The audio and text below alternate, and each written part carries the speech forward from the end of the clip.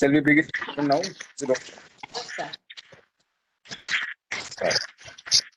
Very good evening, one and all. Happy to welcome each one of you. And the resource for this webinar session, Dr. Here. Thing, healing is an important thing. There are many of us dramatic experiences. We need to feel those things. For that, with us, take a conversation with us. I welcome today's resource person on behalf of Psychology Association for today's. What is your password? I have a password.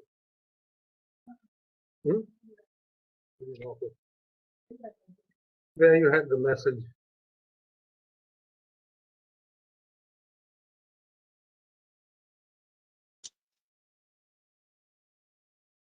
Sir, can I go ahead? Your voice was not very clear.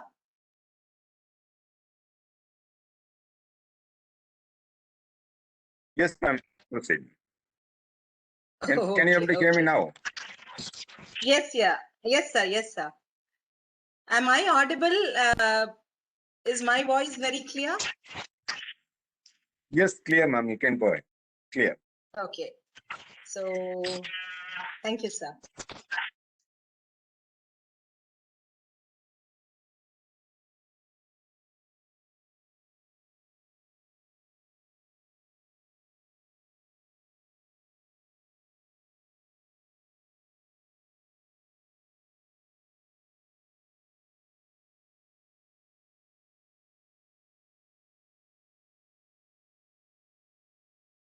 One second.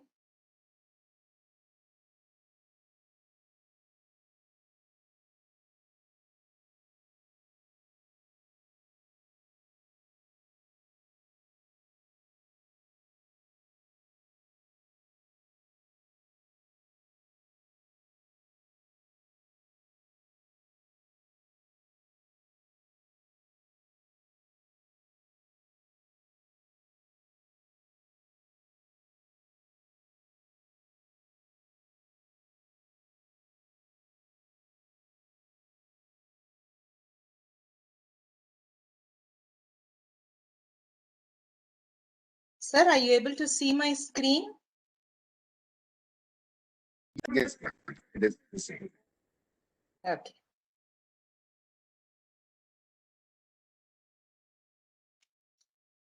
Okay, so good evening, friends, and thank you so much, Dr. Suresh Kumar, sir, Head Department of Psychology, the American College, Madurai.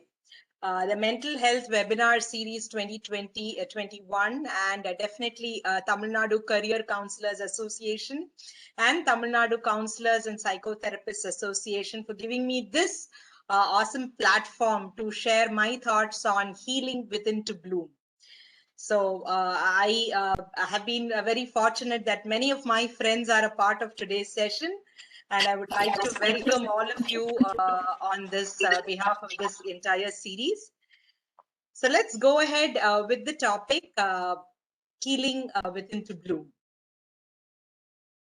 So I would like to start with my story because many a times I have heard a lot of people ask me this question.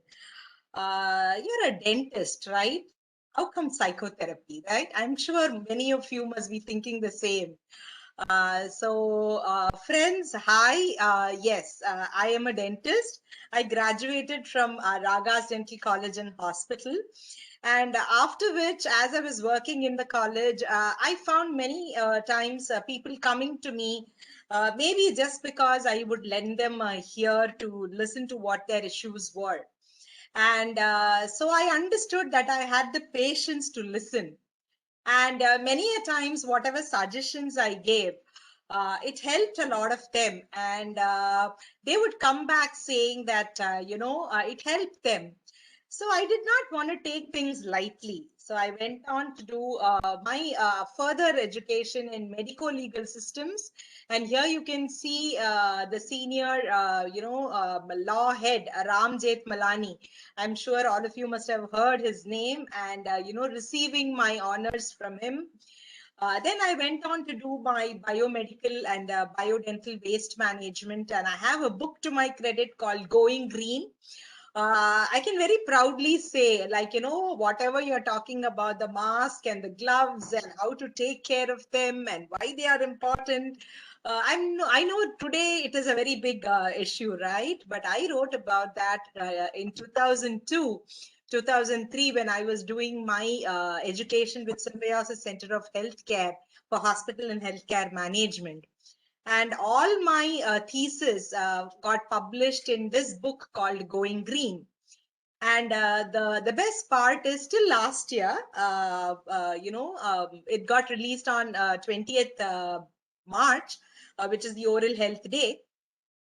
So that was in 2007. So till last year, when this happened, the book was sold for 120 rupees. But can you believe it? Today it's sold for 500 plus.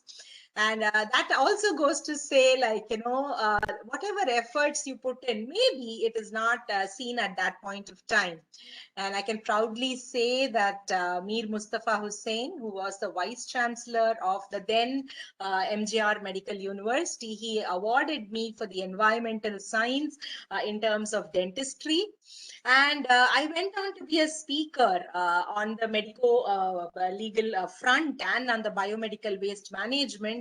I represented the Tamil Nadu Pollution Control Board, the Ministry of Environment and Forest, Government of India, and I spoke on many platforms on this. And went on to do my lasers, and of course, I was awarded as the Outstanding Laser Dentist Award. So this is a small quote of mine. It says, explore new horizons, reinvent yourself every day, and constantly challenge the challenges, because it's one life you got. Don't just breathe. Live your life king size and take one day at a time and evolve as a person in your journey of life. So I really thought, what else can I do? So that is when I did my master's in science, that is MSc in counseling and psychotherapy, and went on to do my MPhil also in counseling and career guidance. And I did my thesis called Psychotherapeutic Management of the Patients in a Dental Clinic. And this got published, and then my interest in psychotherapy grew. So whatever I'm going to share with you is the wealth of knowledge I have got from my education, and the kind of practice I have been doing for 13 plus years in this field. And today with this platform, I can only thank God, as I was telling to a few of my friends just before this presentation, that many a times we think that everything just happens, right? But today, just about 2-3 hours before, the current just kept going on and off, and I was just praying to God. I said, God, I have a presentation and I want uninterrupted power supply, and I know with you anything is possible. So just keep the prayers on, because it is going to be an amazing session ahead, and all of us always think what is in store for us, right? So you're looking in at three different personalities. One is Abraham Lincoln, one is Rebellion Robbins, and then one is Deepika Padukone. And all of the three are very famous in their field, and they have something in common too. So what is that? When you look at that, it was pain, anxiety, panic attacks, and depression. Till then, nobody came forward to talk about all this. But once film personalities started walking front and started talking about this, this was no more a taboo then. So emotional pain is not something which should be hidden away and never spoken about. There is truth in your pain. There is growth in your pain, but only if it's brought out into the open. This is what Stephen Anchisen said. So this is just to let you know that emotional pain could be reflected as anything. It could be, a feel of shame. It could be headaches or any such unpleasant feelings when you get up in the morning. It could be tears flowing down your eyes, which you are not able to express or share or tell.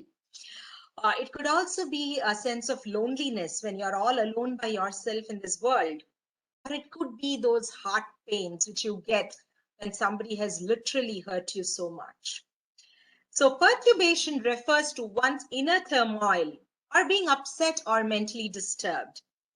And Bolger, he defined the emotional pain as a state of feeling broken that involve the experience of being wounded, loss of self, a disconnection, or a critical awareness of one's more negative attributes.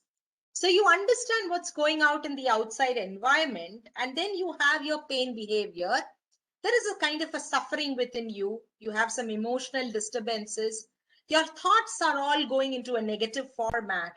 There's a lot of pain, and you can feel the pain, and it's very hurtful within. And this altogether, from a physical damage, it goes into and forms a biological damage or a molecular damage and an emotional damage within your body. So is it so simple as we just speak about it? Not so. So the psychological pain, the mental pain, or the emotional pain is a very unpleasant feeling of a psychological, which is a non-physical origin. It's not like somebody has hit you and that is how you feel. It is very difficult what you feel within your mind or your heart. So COVID-19's widespread impact on mental health, and this is so important because the first wave, it was more so on the physical aspect, like social distancing, and we felt we were cut out from the environment and all that. In the second phase, we understood that it did have a great impact on our economy too. And today, most of us are getting affected because of that. But what is the next wave going to bring up? It's going to bring up a lot of emotional disturbances. That is like mental health disturbances. It could be depression, it could be panic attacks, it could be anything of that sort. So here is a statistics which shows about all the countries who are very much affected and what they feel in relation to stress, anxiety, sadness, and very difficult to cope. Now you must be thinking, oh, India is not there, right? Not so, friends, because many a times we are not very open about what we feel. We feel we're going to be judged. We don't speak.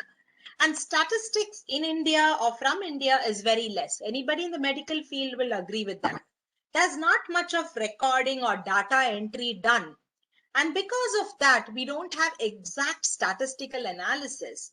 But the other countries, other foreign countries, are very open about whatever happens. And they look at it as a way or an opportunity of how to make things get better. So World Health Organization had actually released these brochures like, it is normal to feel fearful or anxious during this time. And if you want to talk about your feelings or lessen your distress, don't worry, we are here. And that is how they started sending brochures or posters on medical health. And it focused mainly on mental health. Certain terminologies like I am worried. Now this worry is a negative word. I would rather change that and put a terminology called I am concerned. I'm concerned about my mental health. Concern becomes a positive feeling, a positive word. And I'm sure last when I spoke to you all about detox, I told you that you need to use only positive words. So never say I'm worried, say I'm concerned. So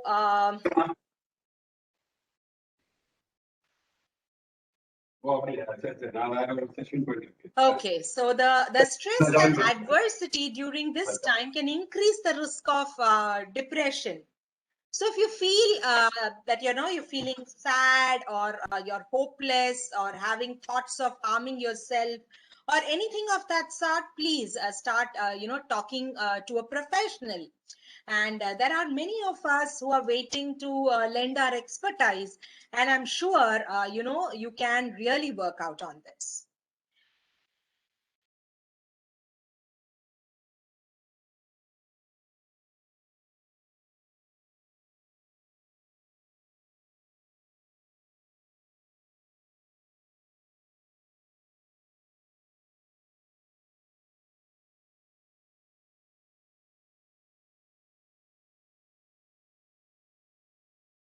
I'm having a challenge here. Somebody called Amudalakshmi had asked for a thing, and I'm not able to move my cursor. Give me a second. I will stop sharing and come back again.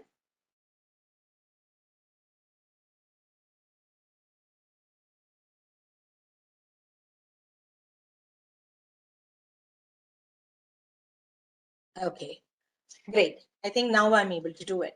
So what are the 5 signs of emotional suffering? It is a personality change in the way that, you become a different personality because you're codependent on that person. Mostly this happens when there is a person who's suffering from alcoholism or smoking or any drug abuse. Not only that person gets into this field, the people around them who are trying to be the caregivers, they go into a kind of a mindset which is called codependency. So because of somebody's act, you start behaving in a very funny way. You are angry, you're trying to show your anger or something like that is what you happen. So that's not the real you, that's not the core you, but there is a lot of personality change which happens. Otherwise, you will be very agitated, very angry. You'd start displaying anger, anxiety, and moodiness. When somebody asks you something, you want to say something else, but immediately you try to react rather than respond.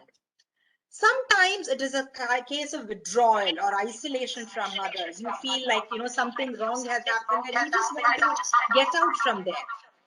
Next is poor self-care and perhaps engaging in any risky behavior. What do I mean by poor self-care is like, we just don't want to take care of ourselves. We say, oh, we're not going to have a bath, or we don't want to cut our nails. You can see that people who are mentally disturbed don't have a good, finger hygiene, don't have a good physical hygiene. You will see them from far, you would know, oh, this person is mentally disturbed, because that self-care actually listens. And last is the hopelessness. You feel there is nothing good going to happen to you, and you feel you're very overwhelmed by all these emotions. Many a times people have told you, oh, you're good for nothing, you can't do anything properly, you can't do anything on time. And these words actually stay on you for a longer period of time, and you feel that you're not worth anything in life. Okay, so let's understand through this video, and then I'll go ahead.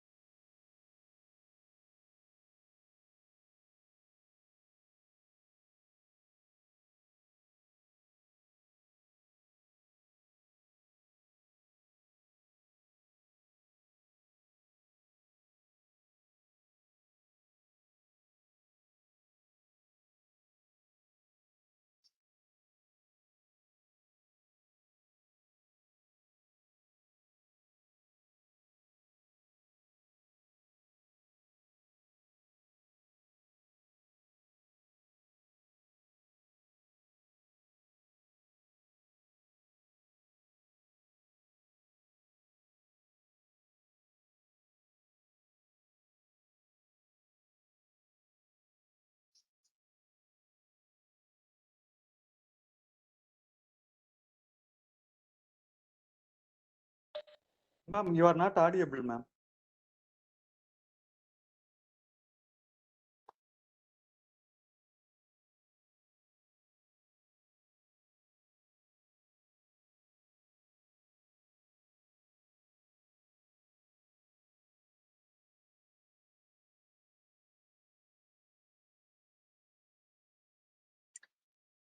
So I'm sure, this video brought in a lot of information to all of you.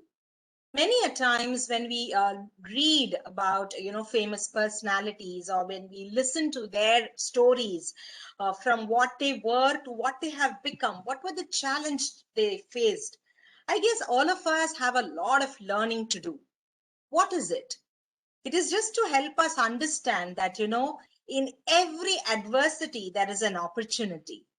So we need to break and understand what are the stages of this grief and how can we overcome them. So these are the 5 stages of healing. So we are talking about internal healing right now, right? So the first is grief and denial. I mean, you are in a very sad state, and I'm sure most of us are in that stage today. There is so much of negativity going around us. Some of us have been affected from COVID. Many of us have heard family members being lost, friends being lost. There is a lot of negativity in terms of, information on people's health and statistics and all that. Initially, we did not want to hear. There was a stage of denial. And now there is anger. Why? Because, you feel why all this is happening and why it is to us and all that stuff, right? And then you're trying to negotiate. And whom are you negotiating it with? You're negotiating it with nature. You're negotiating it with God. You're saying, I did this, I did that, I'm fine. Why is it happening to me? You're trying to bargain. And then you feel sad because you're not getting enough answers to your questions. And finally, you have nothing else to do but to accept the exact way things are happening. So the sooner we come into this 5 stages of healing, only then can we move forward. So identify which stage you are in right now, and then, it is one step forward after that. Why do we need to do all this? Why not just stay the way we are? It's because if you never heal from what hurt you, then you will bleed on people who did not cut you, which means if you have not healed yourself within, the way you would speak to people, the way you would, interact with people, you would be cutting people. You would just be, hurting them left, right, and center.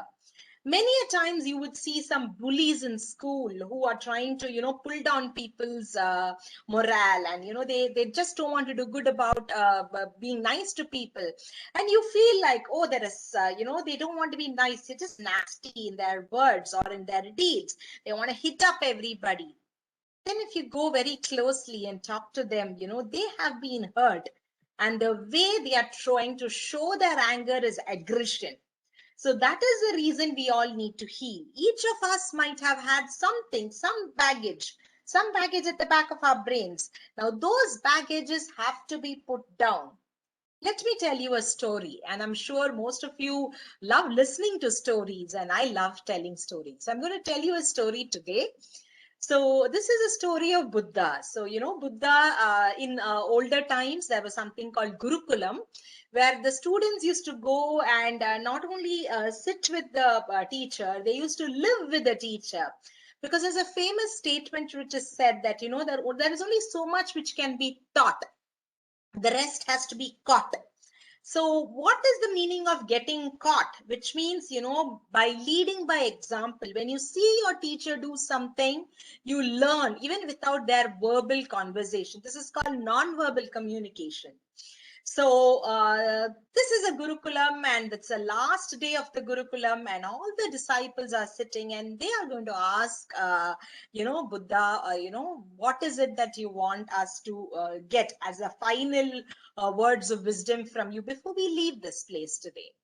So at that time, Buddha says, what is it that you want to hear? So they say, tell us one thing, one, understanding, so that we can be better people in this world. So Buddha says, okay, and there is a tomato garden just next to where they are. So he says, all of you go, and I'm going to give you a sack. You go and fill your sacks with as many tomatoes as you want. The only condition is you will have to carry these bags wherever you go for the rest of your 1 week, which is going to be an extended form of your stay here because of this additional advice you've asked. So the disciples were very happy because they get to learn more from Buddha. And so they go to this tomato farm and they plucking up as many tomatoes as possible, putting them in that sack and then holding it. Now, as Buddha says, you take that sack wherever you go. So all these disciples are taking the sack. In the night, they place it wherever they are sleeping, and in the morning, they have to carry the sack wherever they go for whatever work they are doing. The first day, the sack was so heavy, so painful. They said, "Oh my God, why did I fill so much of these tomatoes? I should have just taken very few," and things like that. Day two happens, they are like too much, so much is there, and so much of work, and this looks like an added burden. And he says, like, why the hell am I going through all this? And these students are really angry with the person who asked the question. Day three happens, and now just because they kept the tomato bag sack and pulled it up, few of the tomatoes hit against each other, and there is a kind of rotten smell coming. And by the time it is the fourth day, the stink is starting to come. They are not able to eat food. The fifth day happens, more stink. They are not able to even sleep now. Sixth day, they are fed up. They just want this sack to be thrown away. And now the seventh day comes, and all of them are like waiting to hear from Buddha why he gave this kind of an exercise. So Buddha says, "Are you all ready?" And before even he says something, the disciple says, Master Ji or Guru, please, first let us take this sack and throw it away, because we feel our entire body is stinking. So we don't want the sack next to us. So Buddha says, so be it. And all of them just run, throw that sack of tomatoes and come back. And then Buddha says, how did you feel? So they say, oh my God, it was horrible. From the beginning to the 7 days, it's just been terrible carrying all this. Then Buddha calmly says, imagine if just carrying a sack of rotten tomatoes could do this. You did not feel like eating, you did not feel like sleeping, you felt the stink hurting you, you felt the entire body of yours is stinking. Then imagine if you're going to carry wrong thoughts, negative thoughts, and start showing it on people around you. So I'm sure you all got your moral of the story from what I told. So when you are hurt from within, you will definitely start, sharing that to others. And the disciples were very happy with what they learned. And they said they are not going to carry their baggage anymore. So I can only tell all of you that, I'm going to help you drop all that baggages today. And by the end of the session, I'm sure you would have got your message too. So how can I start? First is focus on your emotion and acknowledge it loud. Tell what is hurting you from within. Think of each of these situations as a learning experience and give yourself the permission to put this process on hold and have a conversation with yourself. As Swami Vivekananda said, if you have missed talking to yourself one single day, you have missed talking to the most important person in your entire life. So talk to yourself every day. Find out what is bothering you. And be careful, don't be self-critical. Just understand what are the issues going on and quiet your negative messages of your inner critic coming on to you. Listen to this amazing video and we can go ahead.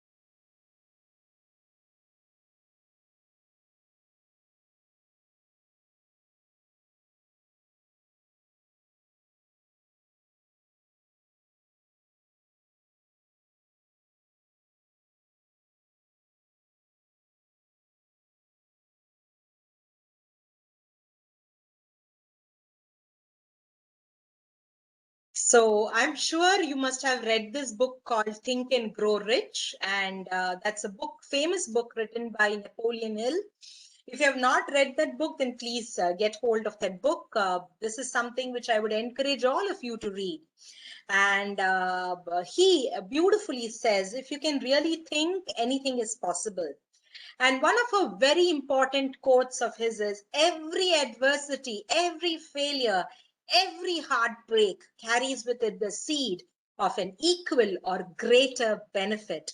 So whenever there is something which, God is putting you through, something what we call as the testing times, there is always a blessing time after that. So if we are all in this, testing time together, please be assured there is a beautiful world waiting for us, a blessing time waiting for us. So let's start today's topic with the thing of inner healing. So far, I tried to tell you, why do we need to heal? What happens inside us? And, are we ready to heal? And what is there waiting for us at the other side of the tunnel when we are ready to heal? So with that, I'm going to now give you some coping strategies, and I'm going to give you some information in each of these sections. And I'm sure, when you start applying it in your daily life, that is what you're going to breathe out. So healing with love. So love is a very beautiful emotion, right? So an emotion has a substantial influence on the cognitive processes in the human, which includes the perception, attention, learning, memory, reasoning, and problem solving. And every emotion has a very strong influence on attention, especially modulating the selectivity of attention, as well as motivating action and behavior. So what are the different types of emotion? You have joy, you have trust, you have fear, surprise, sadness, disgust, anger, anticipation, and a lot more. And what we need to understand is how our body reacts. So this is a grid, and this grid actually changed the way I started looking at people. See, if you see that a person is sad or depressed, can you see the entire body is light blue and there is a lot, changes of black? And if you look at the grid, which is on your extreme right-hand side, you'll be able to appreciate that the higher levels of energy is in yellow and red. And that you can very well see it in love, in happiness. Even in terms of anger, fear, and disgust, pride, you're seeing shades of black. So when you can see the pure combination of yellow and red, which is there only in happiness and love, isn't that something which all of us need to understand? Because if you say, okay, I'm neither sad, neither happy, then you're neutral. Look at the way neutral body is. It's only black and blue. So imagine if you have to go or rise yourself into a higher level of being the best version of yourself, you must be filling your body with love, with happiness. Few days back, I had, put it on social media. What is there in your cup? So if you imagine you're having a cup in your hand and it's a cup of coffee and somebody comes and hits you, what will spill out? I'm sure you're all saying coffee, right? Now imagine there was tea and somebody pushed you.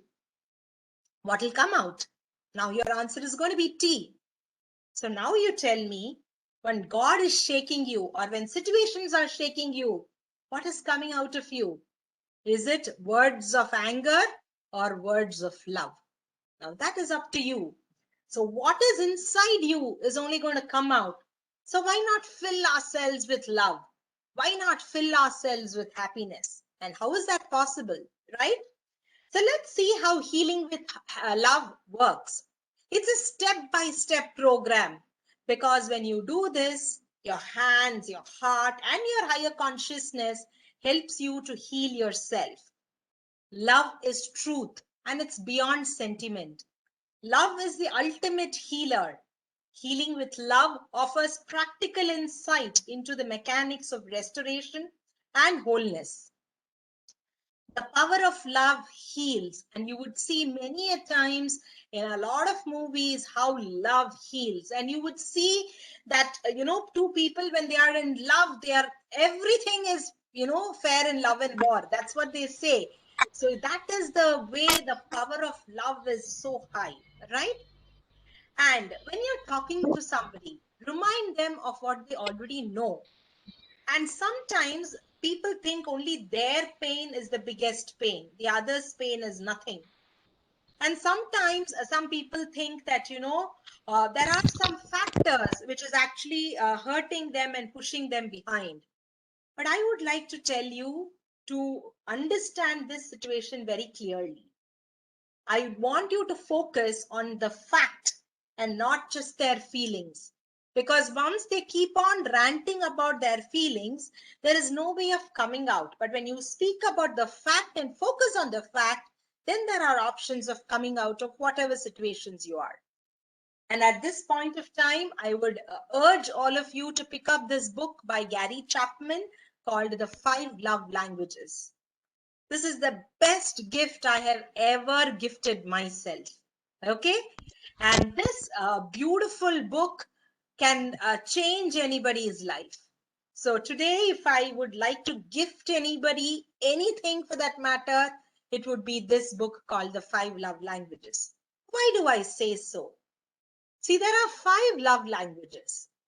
They are words of affirmation, saying, encouraging people, appreciating, listening to them, and probably sending a note to them, a text, a card.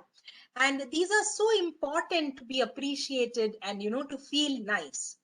Next is physical touch. I had a friend of mine who lost her husband, and for 10 odd years, she had 2 children, and nobody had touched her. Nobody had hugged her. And I just went to her house and I just hugged her. The moment I hugged her, I could feel her physical self just relaxing. And we became the best of friends post that. So, what can a physical touch do? It's a non-verbal use of body language. And the touch of somebody can show that you care about them. Hugs, kisses, cuddling, and any physical touch can really do wonders. However, all of us understand what is good touch and bad touch. So that bad touch is not what we are talking about. And if a person who really wants this physical touch is not being given that, they would feel a sense of physical neglect or abuse. Next is receiving gifts. I'm sure many a times when somebody has gifted us something, maybe your spouse, maybe your parents, maybe your children, it could be very small. I'm not talking about gifts which are really expensive and small things. They become very thoughtful. They get into your deep memory. And I guess, that feeling is something even which money can't buy. And this is very important. Some people get very offended if you don't wish them on their birthdays, or you don't give them gifts on their birthdays or any special occasions. So you have to be very mindful about this. The 4th love language is quality time. When you are able to spend quality time with the people you love, it could be uninterrupted, focused conversations. I'm not talking about a quality time when all of you sit on a sofa, switch on a TV, or some game on the TV, and then you're all playing, but you're not spending time with each other. It is not talking to each other. That is not quality time, my dear friends. Quality time is like, you are living now and with that person who makes you feel special. You're creating special moments. You're weaving some memories. You're doing small things like maybe, just cooking together, washing the dishes together, or, folding clothes together. And that is very important, quality time. Sometimes when a spouse is talking, you might be in the same room, but you might be fiddling with your cell phone. That is not, again, quality time. And such distractions could actually annoy the other person. Last but not the least is the act of service. Now, what is active service? Is when you reach out to people, when you do something for a person in a very unexpected note to lighten or brighten their day. Maybe your wife is sick and you just got up early. She was sick last night and you got up, made breakfast or dinner, or you took care of the children so that she could sleep, something like that. And this is something which can go in a long way to make your spouse feel very wanted. So first, we need to identify our love language. Out of these 5, just see, okay, maybe all of us need all the 5. But what is it that is so important for you? Choose that for yourself. And next is obviously your spouse or your children. See what is it for them and keep filling their tank. Keep filling their tank and they in turn would fill your tank.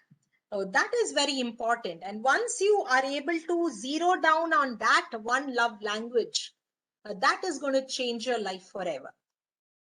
Love is the most powerful healing energy, and everything you do with love spreads healing.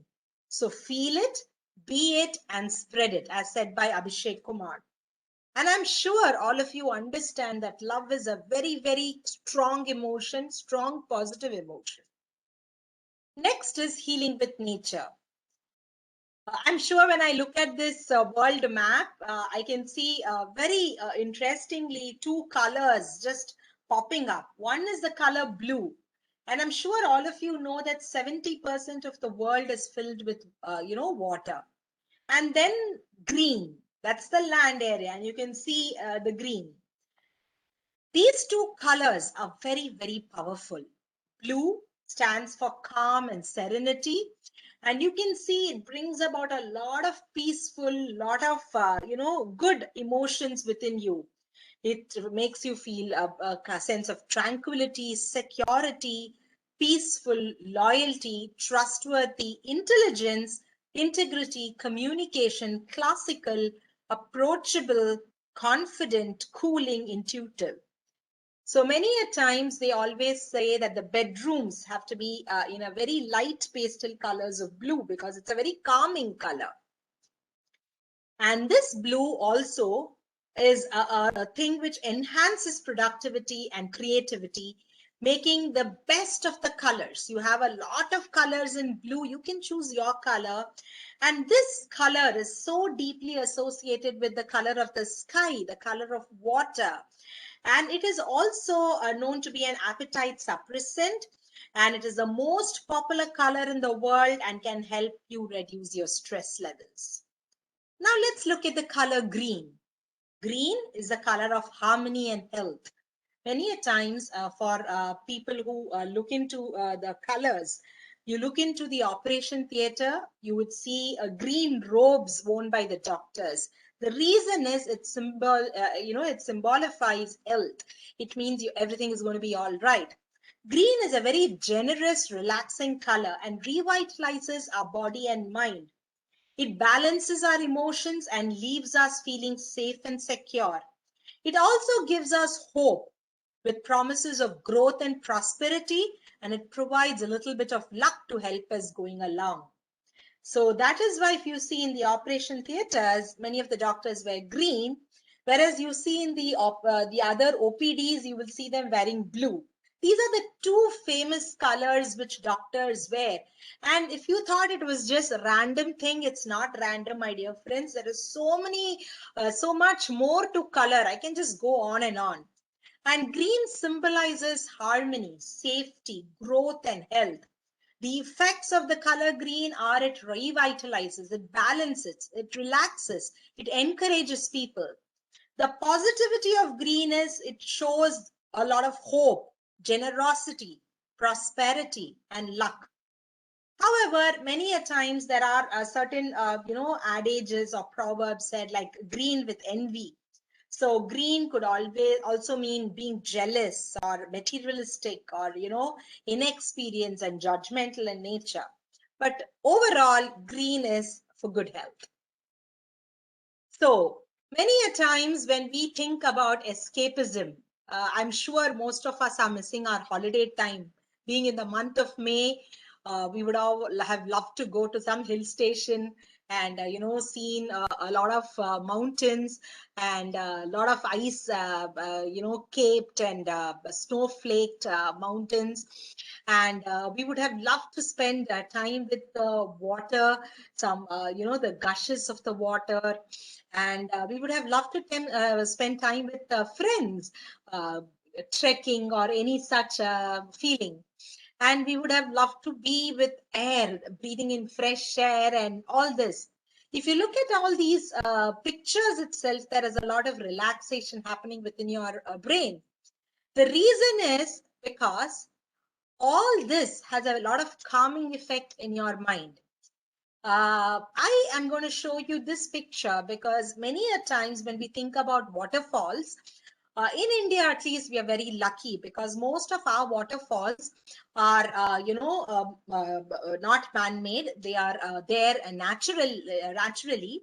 And the way they come is actually from the mountains and a lot of herbal ingredients in the soil. And with that, when they fall on the person who's having a bath, I'm sure most of you would, recall a moment when you see this waterfall, when you had your last time to have a bath in the waterfall, the way you were so happy, the way you felt very relaxed. Many a times you would see people showing their back on the water. It's a lot of massage happening. The herbal water, which actually comes and hits your body, makes you feel tired and puts you to a nice sleep.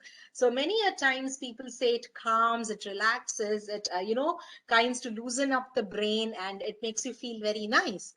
And let's do a small meditation right now. I just want you to follow my words. And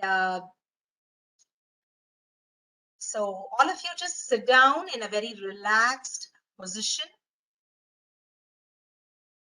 And this is going to be a very quick relaxation. You just saw the picture of the waterfall, right? So I want you to gently close your eyes now, thinking that the waterfall is in front of you. You can hear the water. You can feel little droplets of the waterfall falling on your body. You're a little hesitant to go. Probably you think you don't have another set of clothes. You've not carried another one. But then you see your friends having a lot of fun under the water. You're thinking, what will happen if I get drenched? I might not feel very comfortable walking back home this way. But then you see your friends enjoying and calling out for you. Now, you just want to live in the moment. You're slowly going into the water. You're feeling the chillness of the water. You're going next to the waterfall. You can feel the waterfall gushing onto your body. And it's making you feel like a child. You're enjoying that cold, pristine water hitting you. And you're thankful to God that you chose. You made a decision to get into the waterfall. Time is running out.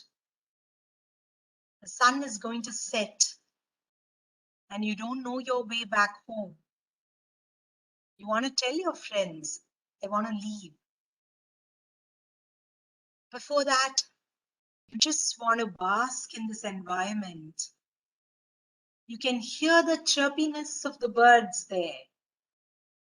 You can hear the laughter of your friends and other people there enjoying the waterfall. You can see the greenery all around you. You can feel the water. And you want to capture those moments. Because as you go back home today, this waterfall might be far away from you. Time is running out. You want to come out. But you really want to be there in the water for some more time. However, now you're taking a decision to step back. And now you're walking back and coming towards the place where you started. Gently rub your hands, my dear friends. Feel the heat between your hands. Keep it close to your eyes. Cup your eyes. Remove your hands. Take a deep breath in and out. And gently open your eyes again. I'm sure this guided meditation of, getting into the waterfall made you really feel that you were there with nature, right? Many a times when we ask people to relax, it's very difficult because the moment you tell them to relax, they will think, oh my God, what is going to happen? These guided meditations help us actually relax much faster. And this can be done as a group therapy. Now, I don't know how many people are sitting on the other side of this call, but I know for sure that all of you are having something called a group therapy where all of us are healing together. So moments of solitude with Mother Nature is sunshine to the soul, as said by Anthony Douglas Williams. So many a times, all of us want to retreat. We just want to go away from this mundane life, this concrete jungle where we all live. We want to go to the hills and the mountains is because we want to be very close with Mother Nature. Another beautiful poem by Scott Fitzgerald. He said, "There is pleasure in the pathless woods. There is a rapture on the lonely shore. There is society where none intrudes. By the deep sea and music in its roar, I love not man the less, but nature more." So this is one of my paintings, which I have in my hall. And I just kept it opposite so that, whenever I sit, even such pictures or such paintings of mountains and waterfalls can actually give you a very soothing feel. And that is why I painted one myself. The art of healing comes from nature and not from a physician. Therefore, the physician must start from nature with an open mind. So that is why when you see many people who have gone through a loss, you find their kith and kin taking them for a holiday or towards nature because nature heals. The healing power of nature recognizes the body's inherent ability to heal itself, and this starts at the cellular level. Each cell of your body is the building blocks, and they are dynamic. They are living units, and constantly they work towards self-repair and regeneration. And all of us have the right to self-repair our own body. And being in nature or even viewing scenes of nature reduces anger, fear, stress, and increases the pleasant feelings. I have a blog. I write on something called Musafir Hu Yaro for people who understand Hindi. There's a beautiful song by this name, Musafir Hu Yaro. And it says, Musafir hu yaro, na ghar hai na tikana, mujhe chalte jana hai, bas chalte jana. Which means I'm a traveler. I have no house, no destination to go. I just have to keep going on. Just keep going on. And this is what I write. I write on my experience, on the way I enjoyed, the way I felt excited. I explored new places and I got myself energized before I came back home. And I feel this is a very, very, very important aspect of life. And one tip from this is that every year, find out that one thing which you have never learned before and you want to learn right now. That makes your life going forward. The next is healing with the mind power. You cannot separate your body from your mind. Whatever affects your body will affect your mind. And whatever affects the mind will affect the body, as told by Napoleon Hill. This is very, very important because people think only physical injury is an injury. I'm sure all of us have heard Tirukkural, and in that Tirukkural, Thiruvalluvar says, Teenal suttappun ullarum, arade navinal suttavadu, which means the injury which you've got from a fire can actually heal, but words when spoken hurt the inner self, and that takes a lifetime to heal or never heals at all. So this is very important. So we are not only talking about the physical illness or whatever affects you physically, it is also about your inner self. There are various books on this: healing the mind through the power of a story, healing with mind power, or the power of mind to heal. And lots of authors have written, and I'm sure you can pick up any of these books off the counter. Now, what is it that we are trying to say? So this is your brain. You have the hypothalamus, which controls your body, hunger, fatigue, and sleep. You have the amygdala, which is for memory, decision making, and emotional responses. You have the hippocampus, which is for memory and navigation. You have the thalamus, which regulates your sleep. It helps you being conscious and alertness. And you have the basal ganglion, which controls your movements, gives you a power of learning, habit, cognition, and emotion. So it's a well-established fact that the brain uses more energy than any other human organ, which accounts to almost 20% of the total body's total haul. And the brain has an amazing ability to change and heal itself in response to mental experience. This phenomena of the brain to heal is called neuroplasticity, and it is considered to be one of the most important developments in modern science for our understanding of the brain. So what we are going to do is we are going to work on neuroplasticity. Let's see how we can do that. As Joseph Murphy said, there is only one process of healing, and that is faith. There is only one healing power, namely your subconscious mind. Remind yourself frequently that the healing power is in your own subconscious mind.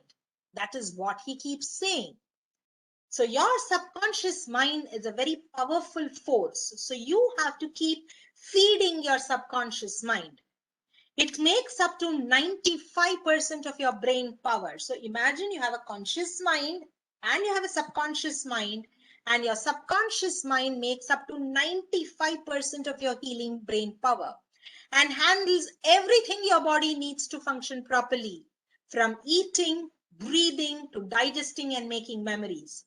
I'll give you a single tip here, my dear friends. Imagine if God had told you everything you have to do it and only you are in control. Then most of us, being lazy, we would have never wanted to breathe. We would have never wanted to digest anything. Just because there are a lot of involuntary things happening inside your body. Your breathing happens automatically. Correct?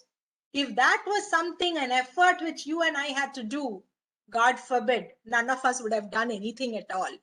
So that is why the subconscious mind is so, so powerful. Healing with the mind power uses meditation and self-hypnosis techniques to improve your total health. And I would urge each one of you to actually get into this meditative mood at least for 10 minutes every day, so that you can heal and calm yourself. Like I told in my previous series, I said about my Get and Get Fit series, we have one day dedicated only for meditation. And today was that day. And you feel so energized. You think only when you sweat and do exercise that helps your body. I'm sorry, my dear friends. You need time to sit down and calm yourself. That is where actually your life takes you forward. So our bodies can almost heal anything. I have a disclaimer here. I'll tell you in the next slide. When they don't, it's often that it's not because the disease is too powerful. It is because your body's healing mechanism is impaired. And the best approach is to restore your natural healing mechanism. That is called your immunity. So what was the disclaimer? Being a dentist, I can tell you, the tooth is the only part of your body that can't heal itself. So protect them, my dear friends. I have given you enough last time on how to take care of your teeth, right? So this is your mind. You have so many thoughts flowing out, and let that flow out of your body. Let your thoughts go out because it's all in your mind. Whatever you hold in your mind will tend to occur in your life. So speak what you want, think what you want. If you continue to believe as you have always believed, if you continue to act as you have always acted, if you continue to act as you've always acted, you would continue to get what you have always gotten. If you want different results in your life or work, all you have to do is change your mind. So changing our mindset is something which is actually going to give us so much of power to work out. When so many people are thinking God is nowhere, you can just change, and with those same words, you can say, God is now here. Just write that nowhere and put the commas correctly. You will get it where I started it. God is nowhere. The W just getting shifted. God is now here. So it's all in your mind. God is with us and He's protecting all of us. Next is healing with food. So it's very important to eat well in order to heal well. There are power foods, and these, along with high amounts of calories, which include protein, vitamins A and C, and sometimes zinc, are the power foods which you need to give yourself when you want to heal. And all people need these calories and proteins to fuel their bodies for everyday life. Calories provide energy to keep your bodies functioning normal. So let's look at all those superfoods here. First is turmeric. That heals, speeds up your healing process. And I'm sure no Indian household will have cooking done without turmeric.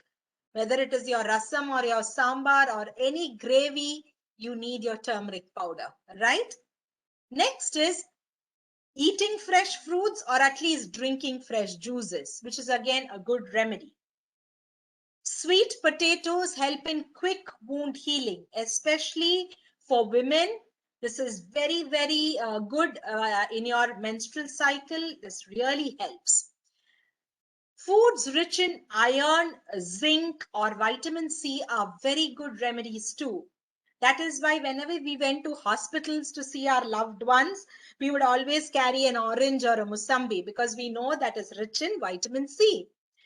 Dressing with honey reduces inflammation and pain. No wonder every day in the morning people say drink a little bit of warm water, add a dash of lime and put some honey, stir it up and drink because it cools and calms and relieves you of your pain. Dairy products such as yogurt also speeds up healing. And being in South India, Tamil Nadu, Tair Sadam is something all of us love.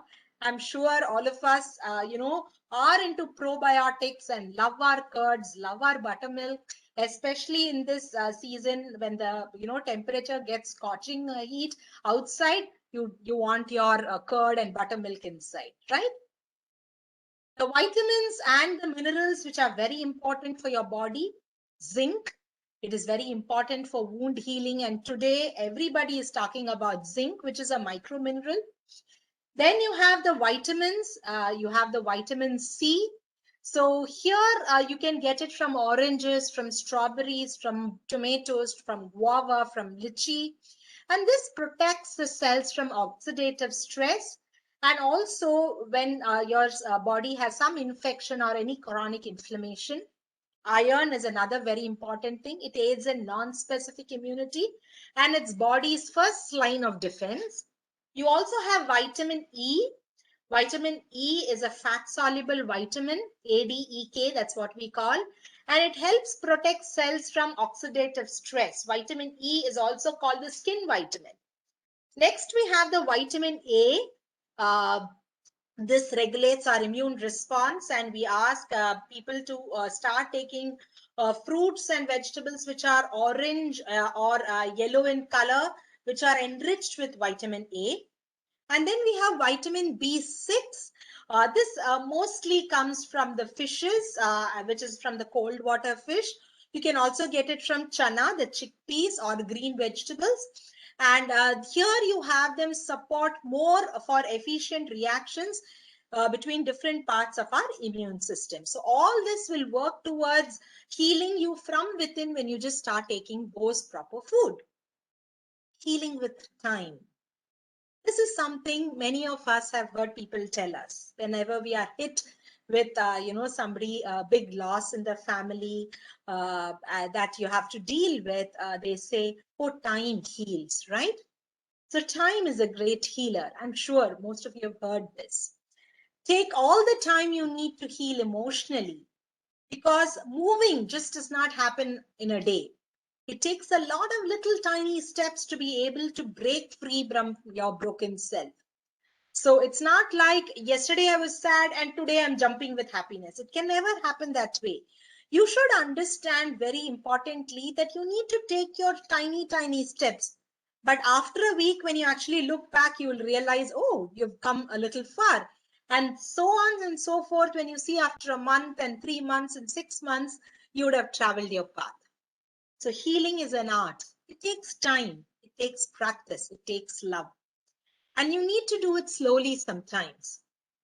Time most definitely plays a very key role in healing, but it isn't the unconditional magical portion that cliche implies it is. Many people say, oh, time heals. It does not do that way. It's not a fairy dust when somebody can do some chu mantar and say, oh, everything is going to be all right. And at the stroke of midnight or come this day, everything is going to be fine after a loss or a traumatic event. Time is an ingredient in the healing stew, which means it takes time. This is a story, and I want you to listen to this story because it's very interesting. Here is a person on his deathbed, okay? And he's been asked by his followers, tell me, what did you learn out of life? And from whom did you learn? So he says, I lived an entire life. I can't tell you the entire life, how many people were my teachers, but I'm going to tell you 3 stories. And he starts from the first story. He says, on my journey of my life, I came across a thief. Everybody is stunned. A thief? You learned from a thief? And I asked thief, can I spend the night with him? And he said, sure you can. And he lent me that one night of his. What I learned from him after staying with him for a month was, every day after he came back, I used to ask him, did you get anything today? And he would always say, God willing, tomorrow it is going to happen. Next, the person who taught me was the dog. I was very thirsty, so I went to a stream to drink some fresh water. And I saw a dog, which was also very thirsty, and came running because he saw me going towards the stream. But as soon as he saw the water, he saw his reflection in the water, and he started barking at it. He got scared. He went away. But then he saw me drinking from the stream. He summed up courage and again came back to the water to drink. What I learned from him is jump in spite of your fears. And the last learning I had was from a child. It was a dark night, and the child came up and lit a candle. I went up to the child and asked, where did that light come from? The child looked at me and he blew the candle. And he asked me, where do you think the light went away? The learning I got was, have you lit the candle by yourself? In that case, show me the source from where the light came and show me the source from where the light has gone. This is what I learned from these three people. So this is what he said on his deathbed. I accepted my whole existence as my master. My discipleship was a greater involvement. I trusted the clouds, the trees, and everything around me from whom I could learn and gain knowledge. I had no single master because I had millions of masters. I learned from every possible source. To be a disciple is a must on the path of life. And this is the great Sufi mystic, Imam Hassan al-Basri, and this is where he is right now. Beautiful thoughts that every day you can learn from everyone around you. No one is big enough or small enough to not teach us. Let's learn from each other. Healing with sound frequencies. I'm sure most of you love sound and you must be wondering what it does to us. On the emotional guidance scale, there are a lot of things which we can learn from the sound. And this is very important as these 22 emotions which come out, the positive ones are the gratitude, appreciation, passion, joy, love, optimism. Whereas the negative emotions are the boredom, pessimism, resentment, anger, and despair. And all this can be graded, and we know the emotion and the feeling wheel and how the repercussions of these feelings could be. As Albert Einstein said, future medicine will be the medicine of frequencies. You must be wondering, Albert Einstein, long time ago, right? So let's see some of the daily things which you can do. People who are plant lovers, you must have heard them talking to their plant. They go with tender loving care, talk to the plant and say, oh, beautiful you're looking today. Look at the flowers you've given me. Look at the fruits you've given me. I'm so happy with you. So you will see them bloom more. This plant is being complimented. Whereas the other plant you can see is being bullied. So you understand that plants are living organisms. And once you bully the plant, you will see a retarded growth on that. And slowly they die. The same thing has happened in a wonderful study by Dr. Masaru Emoto. And I'm sure all of you must have heard about his experiments. There was a river flowing and it was really smelling bad. And they had taken water from the river and given it for testing. And they found that, it had no way that water could be portable. So he said, let me bring up all the priests. And he made the priests sit on either side of the bank of the river. And then he asked them to start saying nice things, nice words to that water. And they started looking at the crystals which were formed in the water. Initial water which was taken had all, had patterns which were not very nice. It was polluted before the prayer. But after the prayer, when people started saying, thank you, you're wise, the truth, eternity, I love you, you're an angel, you're a peace. There were a lot of beautiful patterns in the water. Imagine if words could be your seeds, and this is what it could do to people, then why don't we just speak the nice words to encourage people, to make them feel important, to understand that that is how you're going to create beautiful people around you. On a therapeutic level, exposure to certain sound frequencies have shown to alter the brain and the body activities in ways that promotes and lowers the stress levels and helps you heal better. So this is the solfeggio frequencies, and you will understand that the various frequencies have understood to relieve people of pain, stress, fear, guilt, repair their systems, and all this works well with the chakra system of the body. There are various chakras, and each of these chakras in your body, in terms of yoga and Kundalini yoga, you will see them. They have the specific points, and you could actually activate those points to bring about the awareness and bring about the positivity. And these chakras can actually be energy centric, and they are concerned with giving out the positive emotions, and they have a specific color and a specific note associated with that. So let's see a few frequencies. 174 relieves and removes pain. 285 influences the energy level fields. 396 liberates guilt and fear. 417 facilitates the change. 528 repairs the DNA. 639 connects and understands relationships. 741 awakes intuition. 852 returns to the spiritual order. And 963 connects with the light and the spirit. Many a times people say the Brahma Muhurtam, early in the morning, somewhere between 3:30 and 5:30, is a time when the traffic to the Lord is very little.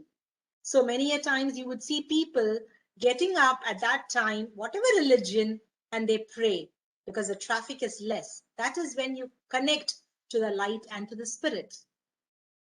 The 528 frequency is called the love frequency.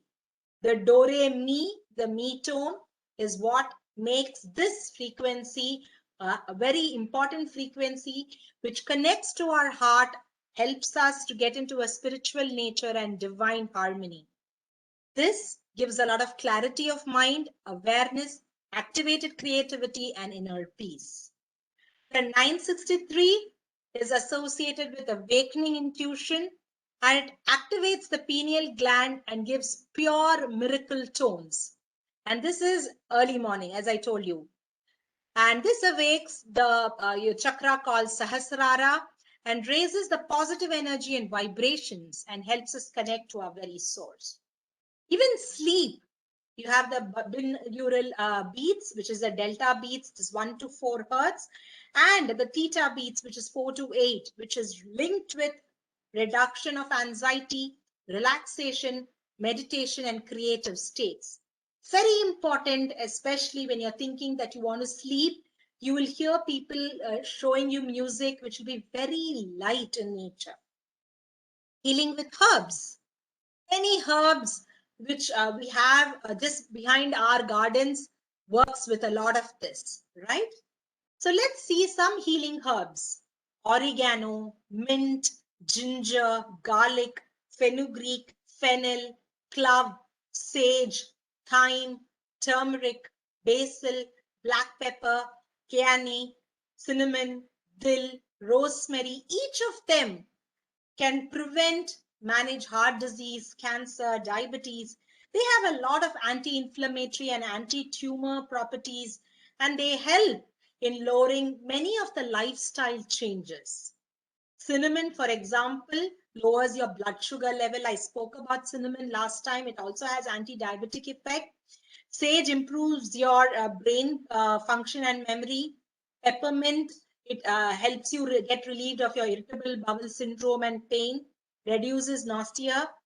Turmeric is a powerful anti-inflammatory effect, and holy basil helps you fight infection and boosts your immunity. I'm sure most of you must have heard about this, and that's why every Indian household, you will see them with a tulsi plant. Healing with Reiki. This is something which all of us can do. Reiki is a Japanese form of alternative medicine called the energy healing. So this is with the palm healing, you can actually heal, sending out energies, positive emotions, and encouraging the emotional and the physical healing of a person. So this you can do as a form of an alternative therapy, which is also called as the energy healing. It is followed for many years now, and this has been used for many, many centuries. So it's a very age-old practice. Reiki, Re stands for divinely guided, spiritual wisdom, sacred, divine, holy, blessings, miraculous, and wondrous power. And Ki is for life force energy, your breath, your air, your spirit, atmosphere, vital energy, and primordial energy. And this you can do even sitting at home, sending these healing powers to anybody across the world. And what are the benefits of Reiki? It adapts to the needs of the recipient. It helps meditative states. It promotes personal awareness, enhances spiritual connection, fosters natural self-healing, relaxes and reduces stress, balances energies in the body, relieves pain and discomfort. Next is healing with food. I know that you all know that food is a big healer, and many a times we have heard many authors talk about that. This is a famous quote by Hippocrates which says, "Let food be thy medicine and medicine be thy food." And that's so true because we have many foods that can heal. And these foods, when consumed on a daily basis, can really make a difference in your body. Look at just this platter. There's a splash of colors, right? And we need to follow the color wheel to eat. You have the white, which is the phytochemicals for BP and cholesterol. The yellow to orange, which is good for the overall health and immunity. We have the red, which has the lycopene, which is for cancer prevention and heart health. We have the greens, which are the chlorophyll and folate for antioxidants and vitamins. And we have the purple to blue, which are the anthocyanins for cell health and memory. And each of these have lots of power. And there's a statistics which is done that these 5 colors of phytonutrients. What are phytonutrients? Basically, they are carotenoids and flavonoids. What is carotenoids? Carotenoids is the color which the food gets, and flavonoids is the flavor. Imagine an orange. You call an orange because of the feel, because of the color, and when you bring it close, because of the smell. But do you understand that if you don't eat these colors enough, you would have deficiencies? And the goal is you need to have all these 5 colors in your diet every single day. Otherwise, you will have deficiencies. So eat the rainbow: red for your heart, white for immunity, yellow for skin, green for cleansing, orange for inflammation, and purple for your antioxidants. And each of these colors are very important, and they have proven beyond point that they have positive effects on your body. Healing with art therapy. I'm sure you all must have heard about the British artist called the Andrian Hill. He's a person who termed the word called art therapy in 1942. He was himself suffering from tuberculosis in a sanatorium, and he found the therapeutic benefits of it. And he said that it promoted healing, wellness, coping, and personal change. Traditional healing arts introduce music, art, dance, movement, poetry, writing, drama therapies. And art itself is healing because it forces you to have a connection between your mind and body. Unlike exercise, which works on your body, or meditation, which clears your mind, art making access both the mind and the body and promotes healing. And this is a beautiful study, and it showed the therapeutic process, which ranged from 8 to 15 weeks. So they tried to find out if there was real scientific evidence to this. And they tried to see between guided art and unguided art, which means I tell you what to draw and you draw, or you just let them draw whatever they feel like. So they found that when you are giving an unguided approach to it, they heal better. So that is what the entire study said. So that is why when you actually use art therapy to heal a mental health of people with addictions, anxiety, attention disorders, grief, loss, dementia, displeasure, depression, eating disorders, physical illness, PTSD, trauma, relationship issues, and much, much more. You would see initially they would just draw what their mind feels. So you might not be able to understand much. But if you look at the drawings, you will have depth in those. So use your creativity to tap your innate power for growth and healing. I'm sure all of you have seen this movie called Tare Zameen Par. It was an Amir Khan Productions, and you knew the story of this young child who through art therapy actually got over what he had was dyslexia. So art therapy definitely uses creativity to cure your emotional distress, emotional transformation, gives you a sense of calm. You can express yourself, become more self-aware, and truly form a transformative therapeutic treatment option. Many a times when your mind is upset, you don't know what to put forth. And then you're just doing something. But once you're done, you would see, as in the picture, the mind is very relaxed. So the breakdown of art therapy could be writing workshops, dance and yoga, or visual art therapy. And I have been following this through my Get and Get Fit series. This personality has made it from rags to riches, none other than J.K. Rowling. And she said, had I really succeeded at anything else, I might never have found the determination to succeed in the one arena I believed I truly belonged. And I'm sure all of you know and have read about her Harry Potter series. So color it. Take your colors and just draw them. I'm sure mostly you would see people drawing mandalas right now because they help in balance. They bring peace and tranquility. Just looking at them itself gives you a feeling of calmness. They help with concentration. It is made easier to be mindful. And another thing is it pushes aside any other negative thoughts and lets your creativity flow. But art is not always about pretty things, my dear friends. It's also about who we are, what happened to us, and how our lives are affected, as put forth by Elizabeth Brown. So many a times when I do counseling for rape victims or for people who have been body shamed and things like that, it is very tough because many a times you understand that their diagrams are something more. Let me tell you a story of a barber. I'm sure all of you love to hear stories. So this was his way of gratitude. Anybody who entered his barber shop or his saloon every morning, after the saloon work, whatever they came for, the first person he used to say, it's free. He used to do it as an art of giving. So the first day a person came in and he happened to be a florist. And he was surprised at what this barber had done. As a sense of gratitude, the next day he sent him a bouquet and he filled that place. And he said, I appreciate you for what you did to me. Thank you. And this is my way of saying thank you. The next day, another person walked in. And after he did on that person, he said, this is free. That person had to be a baker. The next day, he gave him loaves of bread.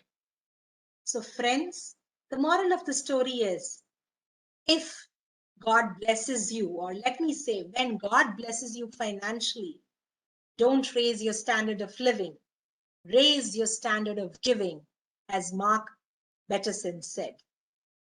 This is very important for us, especially right now. What I chose to do was start giving with whatever little you have right now. You want to give knowledge, die empty, because the flower that blooms in adversity is the most rare and beautiful of all. Bad things do happen, but how I respond to them defines my character and the quality of my life. I can choose to sit in perpetual darkness, immobilized by the gravity of my loss, or I can choose to rise from the pain and treasure the most precious gift I have, which is life itself, as said by Walter Anderson. And today, all we can thank for is the life we have today. What's our take-home message today? Make your treatments more effective by expecting them to work. Whatever is the treatment plan, believe that would work for you. Sleep better by writing it in a gratitude journal. Live longer by focusing on your purpose of life. Be optimistic and boost your immunity. Slow your aging process with meditation. So let's all bloom, my dear friends, because when we heal from within, we choose to bloom. Be like the lotus, trust in the light, Grow through the dirt. Believe in the new beginnings, just like the flower lotus has taught us from Mother Nature. This is the Australian reef, the Great Barrier Reef. And you can see two aspects of that reef. One aspect which is lifeless, the other aspect which is so colorful. And that is the aspect where you would see a lot of current in the water. So when this is what nature teaches us, let's see what we can learn. Watch this video.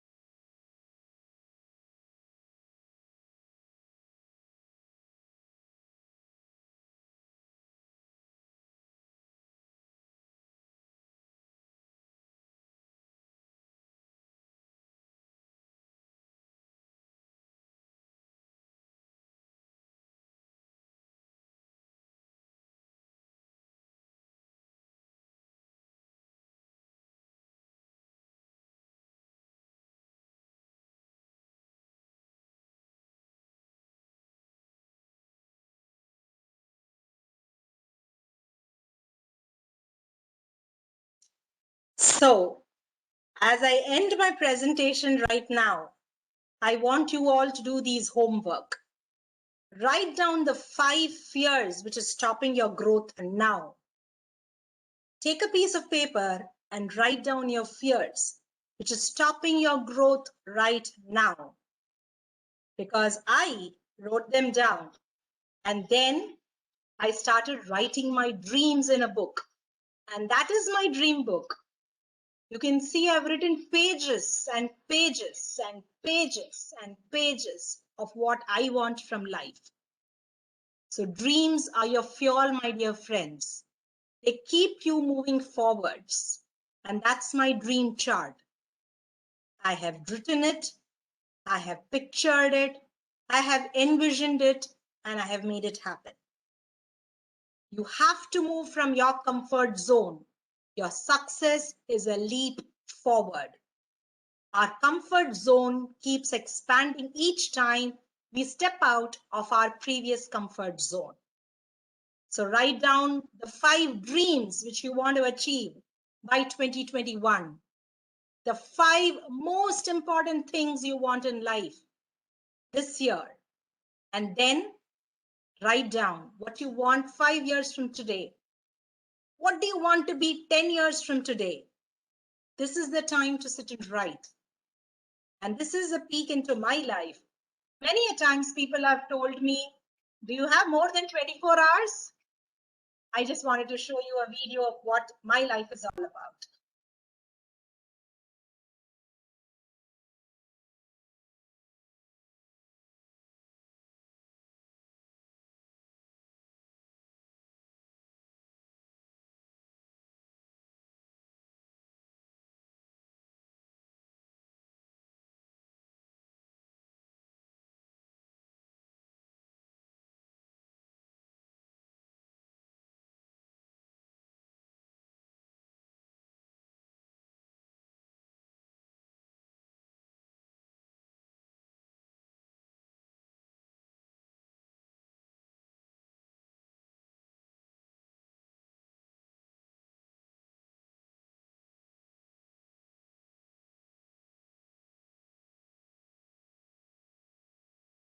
So with that, thank you, my dear friends, for that patient listening. And for all those people who are meeting me for the first time, my name is Dr. Vidya Hari Iyer, and my number is 98401-76088, and you can definitely contact me at this number. Thank you for a patient listening. And with that, I come to the end of my presentation. So I'm waiting to hear from all of you. And Yeah. Thank you, Dr. Vidya, ma'am. This is thank you, Dr. sir. Salim, one of the core team member of this session, webinar session. So it was a Okay, very sir. detailed, nice, wonderful session. We enjoyed a lot and we learned a lot. And this Thank is you a so much, question sir. answer session. Participant, you can kindly unmute yourself and you can ask the question. Any questions? Feel free to answer. Feel free to ask, please. You can chat, you can put your question in the chat box, or you can unmute yourself and you can ask the question to resource person participant. Hi, ma'am. It was a very wonderful session and just loved it. This Chandni here. And I'm very grateful to you to just open my mind.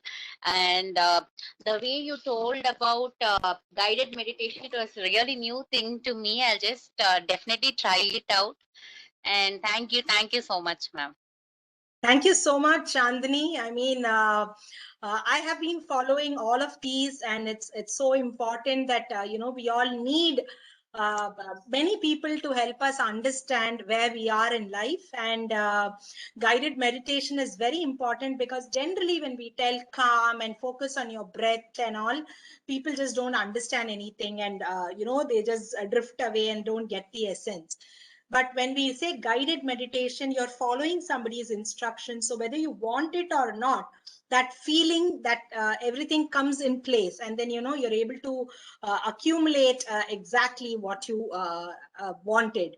And at the end of the session, you would feel that, oh, you feel a lot more relaxed right now. And that is the ultimate aim of any kind of a meditation. So thank you so much.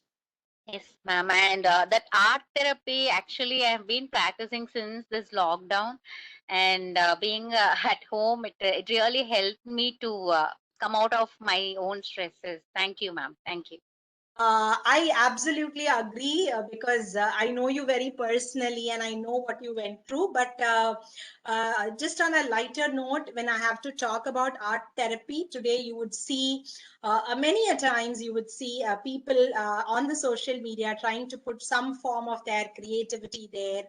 And definitely it is a kind of a personal healer, because when you know that you have nothing else to do, Why not you sit and do, or do things which you like or which you want to do, which you never found time before because you said I was busy doing something. But now that you have the time, why not make use of the time? I guess, that is so very important. And that I personally feel goes a very long way in understanding ourselves and how we can maximize the time or the 24 hours we have in hand. Yes, ma'am. Thank you, ma'am. Thank you. Ma'am, Thank you. I would just like to appreciate it's a wonderful language. And the 2 hours nearly we have been sitting engrossed. So I would just thank you. And the clarity which I could follow you. So I was really taken up. I'm really mesmerized with it. And I'm Thank you so much, Pearl, I guess. Yeah, what you were telling me, I want to actually use it for my children, for my students, because many are areas which I could use it. So that is what was going on in my mind as I was hearing you. So thank you for the wonderful session. And it was Thank you worth so attending. much. Thank you so much, Pearl. I mean, there is so much that you can really internalize, and all of us have our own baggages to hold on, like I told in the beginning of the day. And we need to drop our, sacks of tomatoes somewhere and get into this mode of healing and first heal ourselves, because unless we heal ourselves, we cannot. There are many things which has happened in my personal life. Maybe some other presentation when the topic deals that I have to share my life story, I could definitely do that.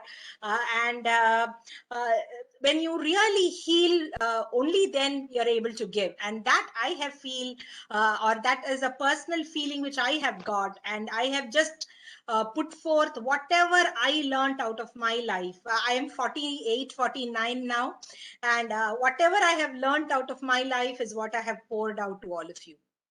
Thank you very much, ma'am. Thank you so much. Ma'am, I want to add one more thing, ma'am.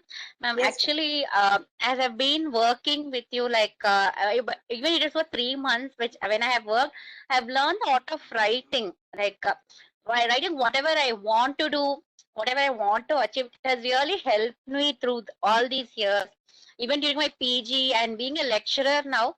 When I guide my students, when I write down, and this is the way I want to guide my students, it really helped me so much, ma'am. Thanks for giving me that insight. Thank you. Thank you, Chandani. I'm glad because you have seen me do that for many years now. I have been following that for almost 26 plus years. I write down and I can show you my pages even today. It's all there in my practice. And whenever I write down, I have actually removed that, tension or that thing from my brain. And I put it on in my paper. So whenever I want, I can go and look into that. So that itself is a very big important thing. Second thing is, when you write down, after a few days, when you go back, you might, oh, I forgot to work on that. Now let me start working on it. So it kind of becomes a kind of a reminder system for you to follow also. So it really works wonders when you think about it that way. And everyday activities, when we write it and when we get to do those activities, we feel accomplished for that day, actually. True, true. The to-do list is very important. Last session, I spoke to you how to divide that into 4 columns. I said one is urgent and important. Second is urgent but not important. Third is important but not urgent. And fourth is not important, not urgent. So when you divide into these 4 parts and write it down, I do it every single day. In a night before I go to bed, I have a piece of paper. I put 4, I put 4 quarters, and I write in each of my work whatever I have to do, and I do the urgent and the important first, and then I do the urgent but not important, and only then I go to my important and not urgent, and not urgent, not important, I leave it for the day. So and this becomes like a shuffle. It keeps going on and on and on. So that is how it is. Yes. Thank you, Dr. Vidya. Thank you, sir. This session was really great amount of healing knowledge we have gained, and we'll start applying. The one important aspect what I wanted to tell you is the anecdote you have given with regard to standard of living and standard of giving. I love it. Thank you very much. Thank you so much. I always believe in listening to stories because I don't know how many of you will remember the PowerPoint slides, but I'm sure you will be able to remember the stories which I have told you, because stories is something which is a part, an innate character of ours, which we tend to absorb easily, and we start using it in our everyday life. So stories is something which I love saying in all my presentations, and I'm glad it was useful to you. Thank you, sir. Thank you, Doctor. Actually, I was attending so many webinars, but the first time I am attending your webinar. Okay, it's fantastic. Okay, actually, whichever I have attended, it's the first part. You know, it's the best which I had so far. So thank you for that very much, Doctor. Okay. Thank you so much, Muralidharan sir. I mean, these words are very, very important. For me, you made my day so special. Thank you so much. Keep attending programs. I mean, you never know which speaker is good, and definitely we'll keep you informed. I have a next session coming up on Monday. So for all those who want my number, you can take down my number. I've already put it in the chat box, 9840176088. And Yeah, the topic for Monday is on a different forum, and it's going to be "Don't Worry, Be Happy." So that's the title. Sure. I will eagerly waiting for that Monday. Okay, today onwards, I will be attending all your seminars because you are giving like prasada, you know, as you told, what you have intelligence. Okay, you are sharing that prasada. Thank you. I am very heartfully accepting that prasada. Thank you very much. Thank you, sir. Just take down my number, send me a message, and I will keep you informed. Next session of mine is going to be on Monday. It's at 4:30, if I'm not wrong. And the topic I'm going to discuss is "Don't Worry, Be Happy." So that day, it's going to be a lot of laughter, a lot of happiness. And I feel, each time is going to be a different presentation. So I'm sure you'll enjoy that. Yeah, okay. Thank you very much. Thank you. Thank you, sir. Vidya ma'am, I can see a lot of positive feedbacks in the chat box. So it shows everybody likes this today's presentation and contents and everything. Participant, any other question? You can unmute yourself. You can ask to resource person. Otherwise, we can do the vote of thanks. Any other? Hi, ma'am. It's from Arunachal Pradesh, Kenbam Basar. It's resource scholars. I'm really glad to hear that I can hear you whole day. Your, way of speaking, it's so clear. So I can, even I imagine myself, I'm in been there, like same you did small kind of meditations. I've been there like a waterfall and all these things. No, ma'am. I really enjoyed and I looking forward your next sessions. I'm really eager that. And yes, ma'am. Yeah, I have one questions, ma'am, regarding like truth and like as you said that there should be a faith, there should be a truth. Yes, sometime in relations, like is it necessary to we have to tell the truth? Because if I tell the truth someone, so it hurt that emotions for like others, so they maybe get hurt and maybe or not overcome for dear. So what your suggestions about that, ma'am? Very good question, Kenbon.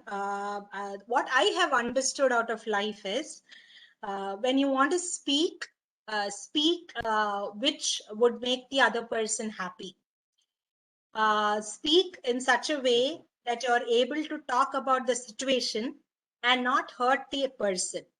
So if I have to confront something to a person, say, imagine I have to say something, a child has actually picked a glass of, milk and dropped it.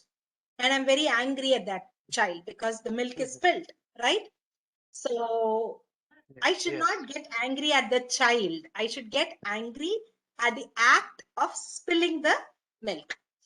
But what happens is generally when this happens, a person's a natural way of reacting would be to react to the situation and say, "Oh God, you spilled the milk, right?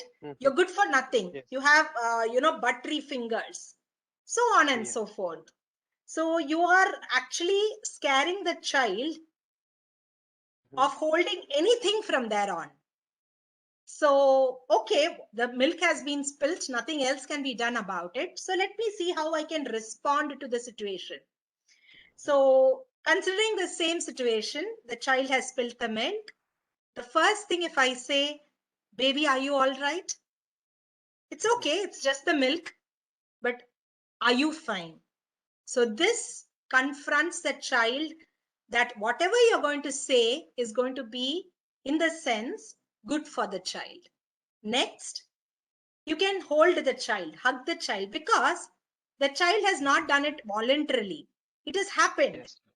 Now, when that happens, the moment you confront the child will be more scared as to what the mother is going to say, or what the father is going to say, or something like that. So the fear is already there in the child. Remember, I spoke to you about the 5 love languages?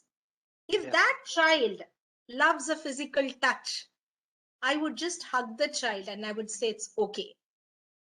Okay. And with that, I'm confident when I tell, come, let's practice. Let's practice holding a cup together. And I will give them an empty cup and help them hold it. I will fill it up with water and build their confidence in holding it. Then I will give them a glass of milk again to boost their confidence that everything has been all right.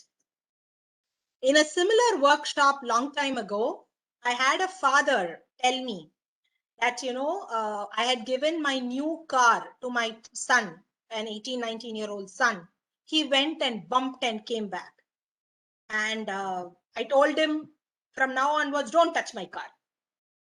So I said, that's not the way you handle the situation.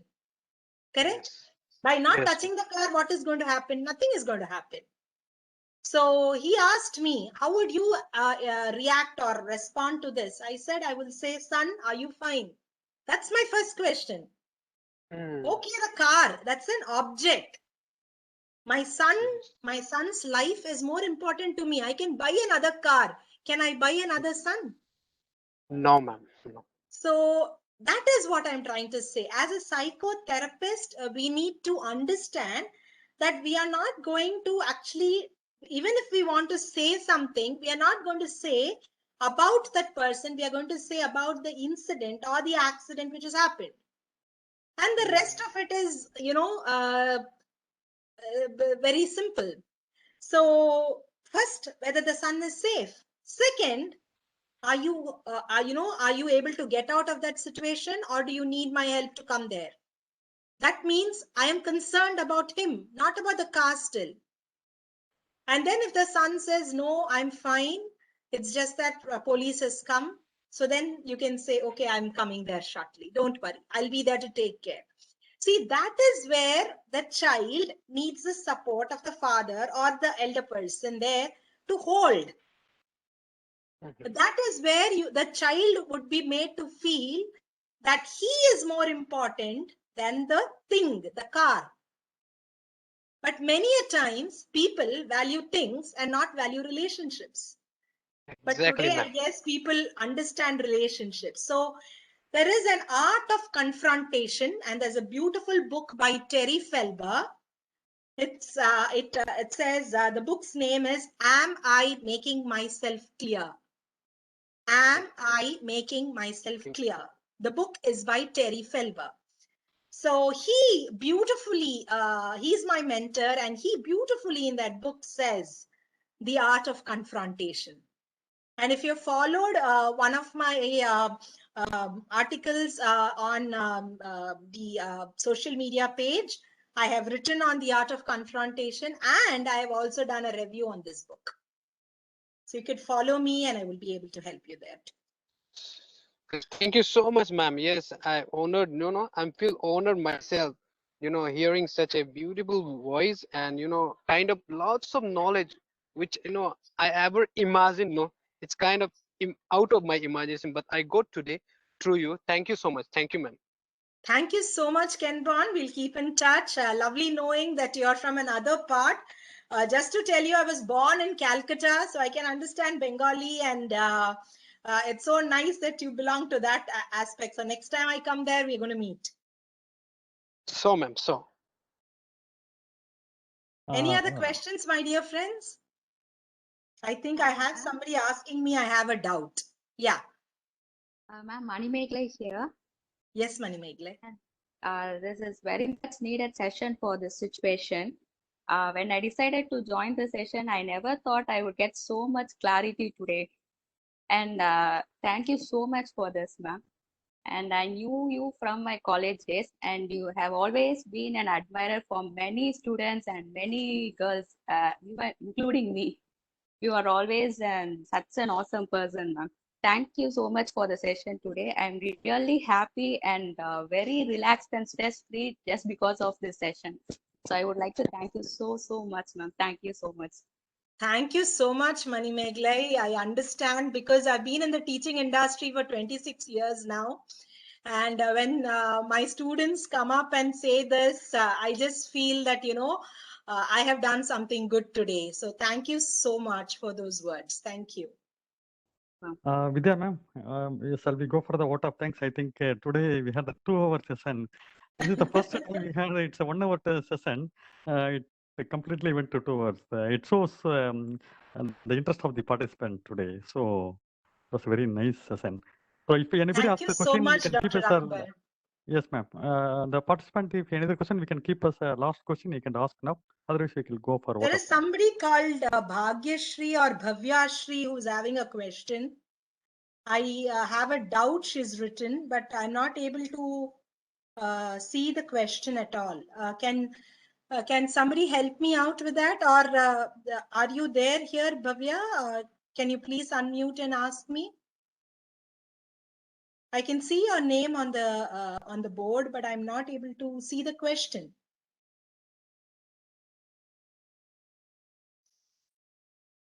Bhavya? How can we I think make this is others to follow us like students, son, etc.? Is that your question, Bhavya? If that is your question, the answer is lead by example. The only way you can help somebody follow you is you do it. When you have written your son, many a times when I say brush your teeth twice daily, if I am not brushing and if I'm just giving instructions, do you think my children would listen to it? The answer is a big no. People do not listen what you say, people listen what you do. Okay, we can have a small exercise even now, hardly a minute. All of you, just move your hands and touch your nose.